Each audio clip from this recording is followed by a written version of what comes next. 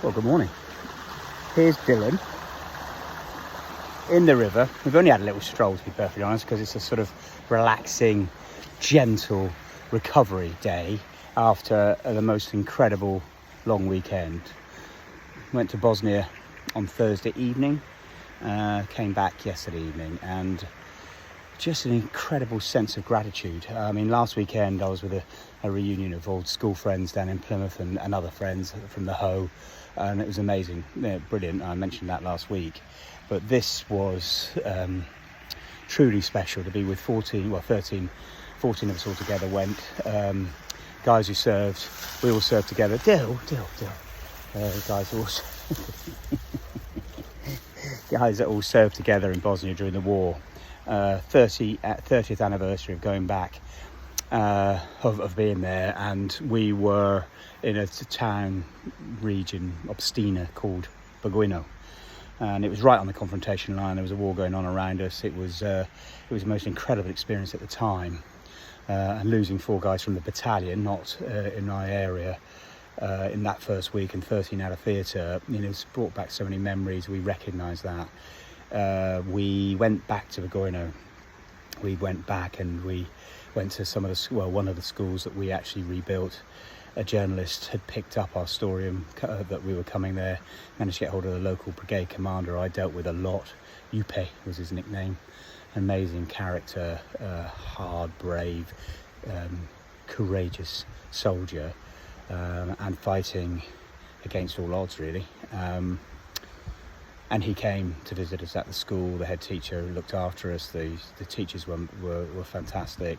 They brought us into a classroom with all the kids. We had a chat with them. We laid out our story, our photographs, the letters that were being exchanged between English children and Bosnian children. We'd managed to engineer that happening under what was called the Brandywine Challenge, the Brandywine flash being the back of our regimental badge.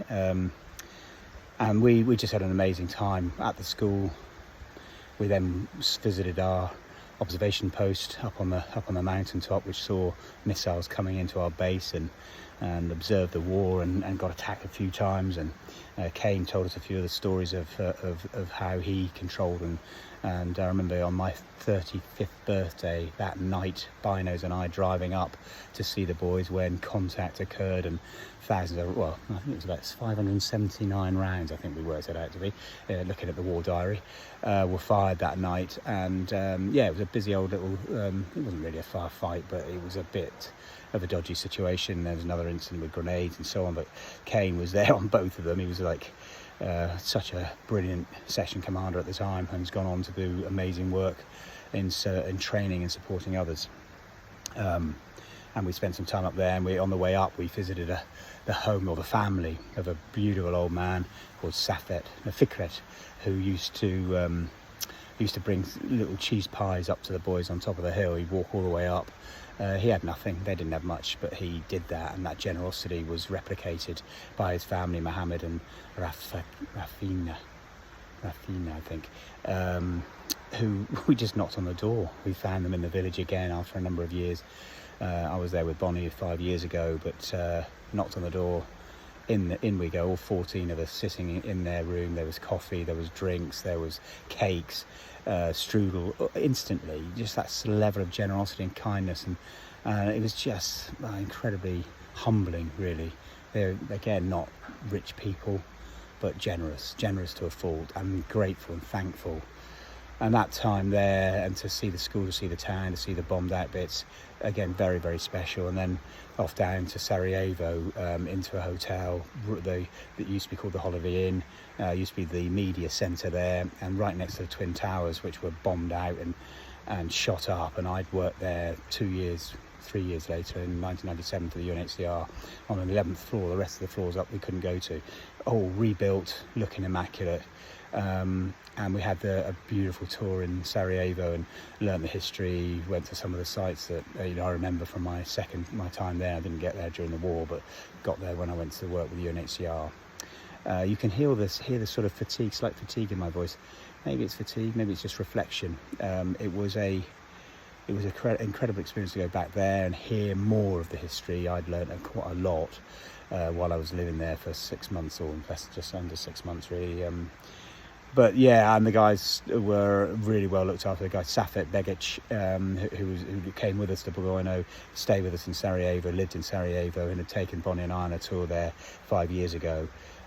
It was immaculate and really special to go there, and have the immense privilege the following morning to go to the British ambassador's residence, where there's a memorial for the fallen. There's the British servicemen and women who sadly lost their lives during that Bosnian conflict, and we were able to lay a wreath. We were able to say some words. We had the beautiful hosting of Julian Riley, the British ambassador, and his gorgeous, beautiful wife, a Macedonian lady with amazing, thoughtful approach to the future of Bosnia and the region, and a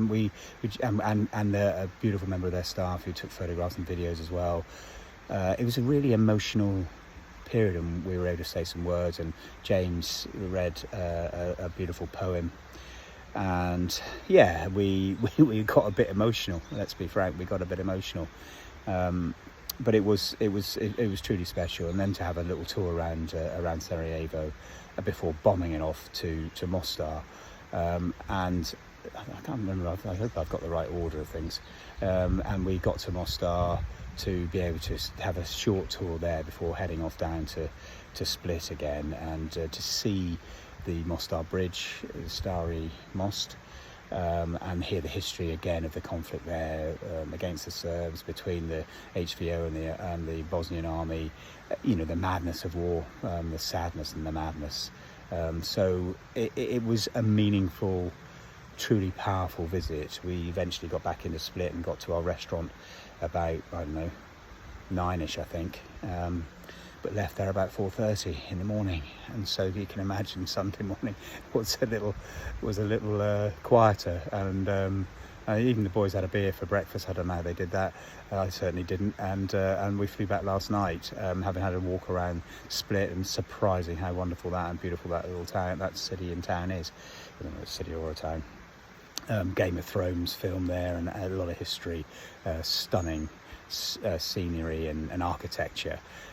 So what a trip, what a sense of gratitude, that, thank God I brought all of our company back in one piece and safe, having really a sense of immense pride, which actually at the time a lot of the boys didn't really quite realise the fact that we'd done so much good work to make these guys we'd lost proud, and their families proud, and our families proud back home.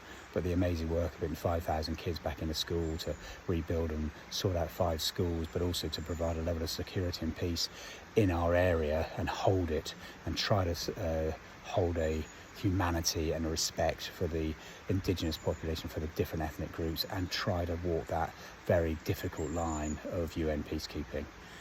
Immensely proud, and I'll put up what I wrote to the boys as we came back in our little WhatsApp group.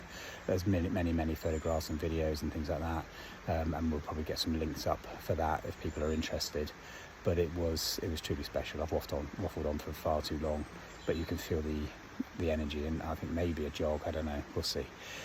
Take care, have a great week. If Monday motivation, I've managed to get up and do it, which is something, but the motivation to again continue to hold on to old friends and old friendships, to reconnect, to put an arm around them. I mean, Sunday night there were a number of confessions.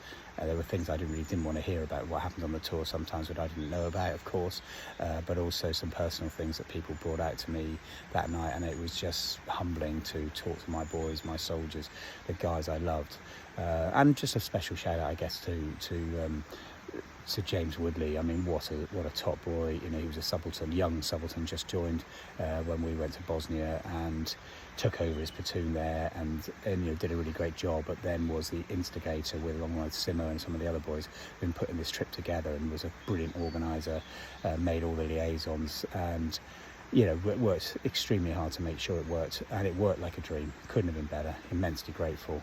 Sorry to waffle so long. Have an amazing week, but reach out, get hold of your old friends, keep hold of those connections, and be kind. That's what I said to the kids in the classroom when we spoke. Just be kind to each other and caring. Take care.